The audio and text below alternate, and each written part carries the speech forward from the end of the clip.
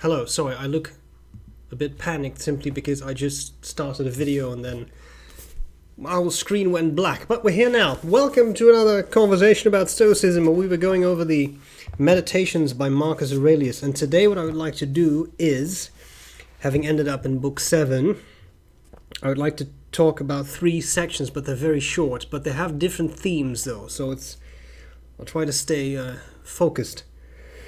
32, 33, 34. On death. Either dispersal if we are atoms, or if we are a unity, extinction or a change of home.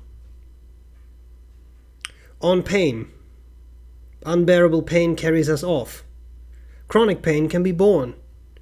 The mind preserves its own serenity by withdrawal, and the directing reason is not impaired by pain. It is for the parts injured by the pain to protest if they can. On fame. Look at their minds, the nature of their thoughts, and what they seek or avoid, and see how, just as drifting sands constantly overlay the previous sand, so in our lives what we once did is very quickly covered over by subsequent layers. Well, there's 3 things. 3 things, isn't it? There's death, there's pain, and there is fame, which are not necessarily connected, but some may be.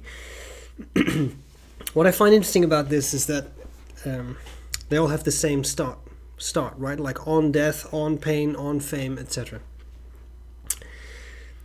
Let's start with the one on death.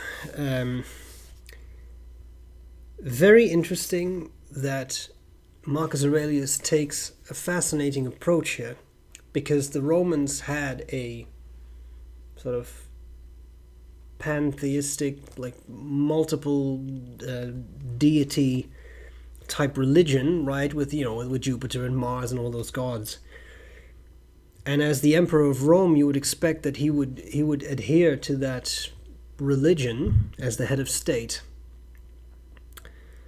But he seems to suggest that there might be an other explanation as well. If we are a unity, extinction, or a change of home. I've always taken that to mean some sort of afterlife, exchange of home, like an afterlife, heaven, whatever.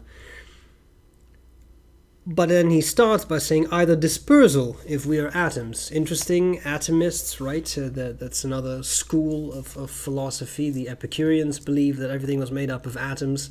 Of course, they were kind of right. I think they struck upon that by accident. They were unable to actually see atoms, right? They didn't have the technology that we have today.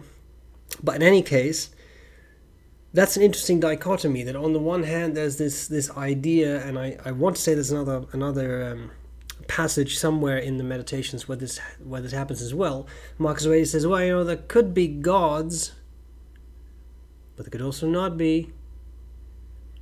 And what's interesting is that, of course, a lot of people are religious, and they often take comfort in the idea of there might be an afterlife, something after death, which is also something that I think we really long for. We would really like that to be the case. And then some people find it a little scary or overwhelming when they think of, but what if there's no such thing? What if there's no afterlife? What if you die and that's it? That's just it. And then some people find that a very scary thought, something that scares them, that upsets them, because then they think, but then what's the point in life? And then what? Then death is really terrible, because then I'm just gone. Oh, we've talked about these themes before, Marcus Aurelius, but I really like this distinction, because what he is saying, I think, is very comforting. Look at it this way. Either there is no deities, there's none of that, and you're made up of atoms, and when you pass away, they'll just disperse. They came from the universe, they just go back into the universe, you just change. But that's all. Which I always found a really comforting way to look at death. But then on the other hand, he says, well, now imagine if there is something like deities. Well, then you just change home, because then there is an afterlife, and then why worry? So in other words, in both cases, why worry? It's A or it's B. There doesn't seem to be a whole lot of other options. There are gods or there are no gods. Probably no somewhat God, like that doesn't make sense. Well, if there are gods, then what do you have to fear? And if there are no gods, then what do you have to fear? It's interesting. Centuries of religious disparity ended. Of course, it's a little bit more complicated than that, because you also have to live a good life. But then on the other hand, if you wish to walk the path of the Stoic, you're both hunter and prey. No, wait a minute, that was another one. If you choose to walk the path of the Stoic, then a fundamental principle is to be the best version of yourself you can be.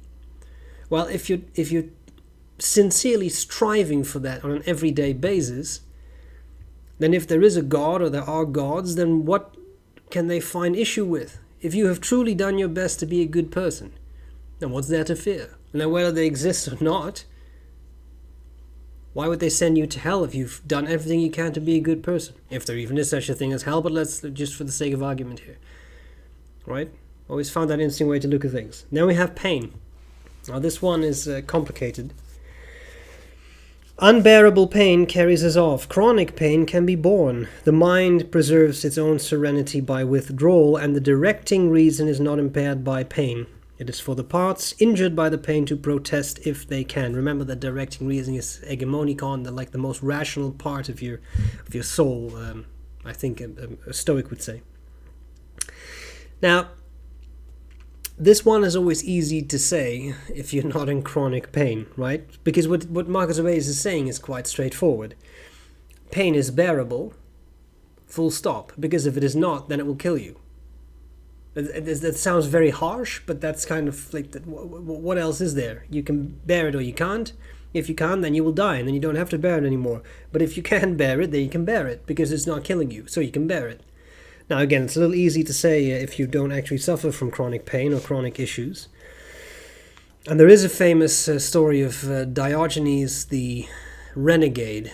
It's really awesome. If ever I adopt a philosopher's name, I would really want to be B.R.E. Brown the renegade. But anyway, Diogenes Laertius, in his Lives of Eminent Philosophers, describes this, how the Stoics traditionally consider pain to be an indifferent. It is neither virtue nor vice, so it is an indifferent, like we've talked about many times before. It's a dispreferred indifferent because you would prefer not to have pain, but it doesn't affect your ability to be virtuous, right? Which is very important to Stoics. So it is an indifferent. And Diogenes Laertius describes, I'm sorry, these are two Diogenes, it's confusing, but Diogenes Laertius describes how Diogenes the renegade, the Stoic, got some sort of ophthalmic attack, had severe pain in his eye, and could not defend the position that pain is an indifferent. It's easy to say, well, pain can be borne. Until you have a lot of pain every single day, and then let's see how you feel. Now, Marcus Aurelius did struggle with his health. We know that. I'm sure he has been in pain. So maybe he had some right of speech. But the basic principle, I think, is very nice. And it extends to other things beyond pain. You can bear something, because if you cannot bear it, it will kill you. Again, that sounds really harsh, but that's kind of what it is, right? You can bear it until you can't, and then it kills you. But until it kills you, you can bear it. And if that's the case, then that does make things a little more bearable. Yeah. Right? If you look at it that way. It is terrible to me, but in the grand scheme of things, it's not that terrible. And I may be able to bear it. Now again, I'm very aware this is easier said than done. Right? So I'm not approaching that lightly. But I think the way of thinking is interesting. We can bear a lot more than we think. I'm not just talking about pain. I'm talking about things, unpleasant things that happen to you in life. Right? Things can happen to you. But more often than not, we can actually bear those things. Even if initially we are overwhelmed, even if initially we think we cannot, we can still bear those things. I'm not saying it's easy. I'm not saying that you have to like it. But I think often that's how things work. And then the final one, which I always find really fun. On fame. Look at their minds, the nature of their thought, and what they seek or avoid. And see how, just as drifting sands constantly overlay the previous sand, so in our lives what we once did is very quickly covered by subsequent layers. Fame is an evanescent thing, right? It passes quickly, and people who are famous today may pretty much be forgotten the next day. We see that a lot with, for example, movie actors who are famous people in our day and age who commit an indiscretion and who are then basically #cancelled, to use modern parlance, and you never hear of them again. You can have all sorts of opinions on that and whether that's good or not, but I think we all know what I'm talking about, right? That people it's just over. Like, that's just it. No more. You're gone. You're out. I have always found this one very interesting because in the very small, tiny, and somewhat absurd niche of the fountain pen, I happen to have a certain level of fame to the extent that I get recognized at pen shows and in pen shops by people, but sometimes even like in public space that have nothing to do with pens. And that's weird. It's a very strange sensation, and I'm just a pen reviewer. Imagine you're a movie star, you get recognized everywhere. And I really find it very hard to deal with. So a lot of people seek fame. I think that has really become a trend of our age. People want to be famous. They have reality shows, even though they have no perceivable skills. That's not meant as but sorry, like, you know the type of people I'm talking about. They have absolutely nothing to contribute to other people's lives, but they've become famous to be famous. Again, it sounds a lot harsher than I wanted to sound, but again, you know the type of people I'm talking about. You also see it on social media, people who do everything they can to have as many followers as possible, to be famous, to have that fame. And with fame come certain things that we like, such as money and attention, these kinds of things. But I've always struggled with that. Don't worry, I don't want to turn into some sort of B.R.E. Brown analysis of myself, but I find it difficult to deal with that. And again, I have it in the smallest sense possible, in a tiny niche of all the many hobbies that people can have. But it is a thing. It is a thing that you have to learn to deal with. And if you get recognized in the supermarket or in a mall, that's a great honor, right? What an honor, right? I'm not trying to complain about that. But it is strange. And I think this is a great illustration of how that works. See how, just as drifting sands constantly overlay the previous sand, so in our lives what we once did is very quickly covered over by subsequent layers. You may do something well today, and then tomorrow you may be out of the picture, no longer interesting, etc. There's a famous story of the Roman generals who rode into the city to be lauded after their military conquests and victories, who had a slave standing behind them in the chariot who whispered to them, "Remember to die. Remember to die. Remember to die."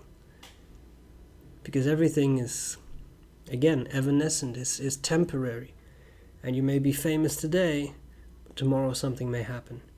So I think this trinity of things that Marcus Aurelius talks about, death, something that concerns us all, because one day or another our time will be up. Pain, which is something that we all deal with, whether it's physical pain, whether it's mental pain, whether it's both. At some point or another, something happens in your life and you have to deal with the pain and the fallout of that thing. And then fame, that people seek, but I think don't fully realize what that really entails, what that truly means. And there are consequences to fame. Your life is not your own anymore. I remember when Aziza and I got together, we did not broadly announce that initially. And then I received, I think it was a Facebook message from someone who said, "Are you two married? You should tell us because we have a right to know." And that was not a joke, that was a very serious remark.